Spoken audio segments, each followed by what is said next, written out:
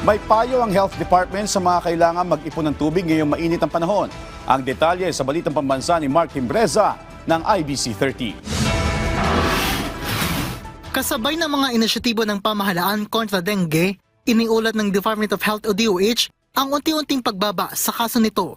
Batay sa pinakahuling datos ng DOH, bumaba sa 7% ang tinamaan ng dengue sa buong bansa mula January 26 hanggang February 8 na nakapagtala ng 14,460 dengue case. Samantala, 52,008 na kaso ng dengue sa buong bansa naman ang naitala mula January 1 hanggang February 22 na mas mataas ng 64% kumpara noong nakaraang taon.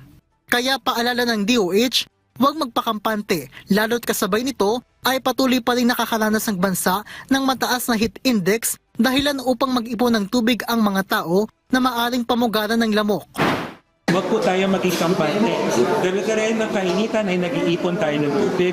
At pag nag-iipon tayo ng tubig, baka din naman mangitlog yung ating mga ngiti. So ibig sabihin dapat naop, tap, tuyo at takip. Takpan natin yung mga sisinan ng tubig para hindi mga yung mga lamok. Payo pa ni DOH spokesperson Assistant Secretary Albert Domingo, mainam na maglagay ng insect repellent kung kinakailangan, magsuot ng mahabang manggas kagaya ng long sleeves at gumamit ng kulambo sa gabi kapag matutulog. Makabubuti rin aniya ang maagang konsultasyon sa doktor sakaling makaramdam ng sintomas ng dengue, gaya ng mataas na lagnat at least 40 degrees, pananakit ng ulo sa likod ng mata, pagsakit ng tiyan, pagduduwal o pagsusuka, at pagdudugo at pamamantal sa gilagid na kinukonsidera bilang advanced stage ng sakit na dengue.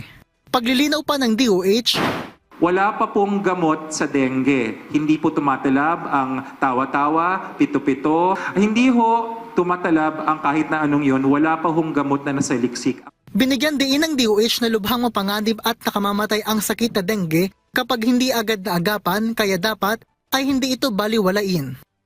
Mula sa IBC 13, Mark Timbreza para sa Balitang Pambansa.